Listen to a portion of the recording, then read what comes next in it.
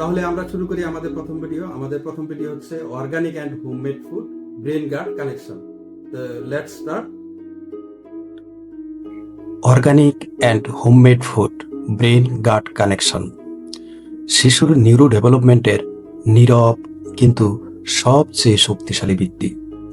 বিশেষ চাহিদা সম্পন্ন শিশুর উন্নয়ন নিয়ে আলোচনা হলেই আমাদের মন স্বাভাবিকভাবেই কয়েকটি পরিচিত বিষয়ের দিকে যায়, যেমন বিভিন্ন ধরনের বাহ্যিক সাপোর্ট, বিশেষায়িত শিক্ষা ব্যবস্থা ও স্কিল বেসড ট্রেনিং ও অ্যাক্টিভিটি। এগুলো নিঃসন্দেহে গুরুত্বপূর্ণ, কিন্তু বছরের পর বছর একটি বিষয় প্রায় নীরবে উপেক্ষিত থেকে গেছে, যেটিকে আজ নিউরোসায়েন্স, গাট বায়োলজি ও চাইল্ড ডেভেলপমেন্ট রিসার্চ সবচেয়ে মৌলিক স্তম্ভ হিসেবে দেখছে। সেটি হলো শিশুর গাট হেলথ এবং এর সাথে ব্রেন ডেভেলপমেন্টের গভীর ও দ্বিমুখী সংযোগ। কারণ ব্রেন একা কাজ করে না। গ্যাট-পিএসএম এর একটি মৌলিক উপলব্ধি হল শিশুর মস্তিষ্ক কোনো বিচ্ছিন্ন অঙ্গ নয়। এটি প্রতিনিয়ত শরীরের ভেতরের সিস্টেম, পরিবেশ এবং আবেগগত সংকেতের সাথে সমন্বয় করে কাজ করে। এর মধ্যে সবচেয়ে শক্তিশালী কিন্তু অদৃশ্য যোগাযোগটি ঘটে গাট ব্রেন এর মাধ্যমে। গাট শুধু খাবার হজম করে না, গাট ব্রেনকে নিউরোকেমিক্যাল সিগন্যাল পাঠায়, ইমিউন রেসপন্স প্রভাবিত করে, আবেগ, মনোযোগ ও আচরণের ভিত্তি তৈরি করে। এই কারণেই আজ বৈজ্ঞানিকভাবে স্বীকৃত শিশুর নিউরো ডেভেলপমেন্টের অনেক গুরুত্বপূর্ণ চাবিকাঠি লুকিয়ে আছে তার গাটের ভেতরে। অন্যদিকে ফুড মানে শুধু পুষ্টি নয়। গ্যাট-পিএসএম অত্যন্ত স্পষ্টভাবে বলে, food is not just nutrition, food is neurological information. অর্থাৎ খাবার শুধু ক্যালোরি বা ভিটামিন সরবরাহ করে না, খাবার ব্রেনকে বার্তা দেয় নিরাপদ নাকি অনিরাপদ, শান্ত নাকি উত্তেজিত, ভারসাম্যপূর্ণ নাকি বিশৃঙ্খল। বিশেষ চাহিদা সম্পন্ন শিশুর ক্ষেত্রে এই বার্তাগুলো আরও সংবেদনশীলভাবে গ্রহণ করা হয়। এখন প্রশ্ন হলো, গাট হেলথ খারাপ হলে কি হয়? অনেক শিশুর ক্ষেত্রে দেখা যায় অতিরিক্ত ইরিটেবিলিটি, আই কন্ট্যাক্টে অনীহা, স্পিচ ডিলে, সেন্সরি ওভারলোড ও আচরণগত অস্থিরতা। গ্যাট-পিএসএম এর মতে এই উপসর্গগুলোর পেছনে গাটের অস্থিরতা ও ইনফ্ল্যামেটরি সিগন্যালের ভূমিকা রয়েছে।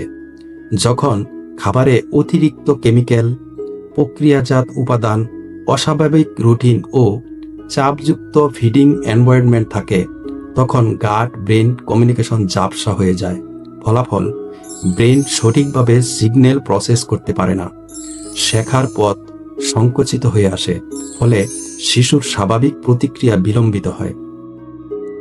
এবার দেখা যাক অর্গানিক অ্যান্ড হোমমেড ফুড কেন আলাদা। গ্যাট-পিএসএম এর দৃষ্টিতে অর্গানিক অ্যান্ড হোমমেড ফুড মানে শুধু উন্নত খাবার নয়, এর মানে হলো পরিচিত উপাদান, কম টক্সিক লোড, ব্রেন ও গাটের প্রেডিক্টেবল এনভায়রনমেন্ট।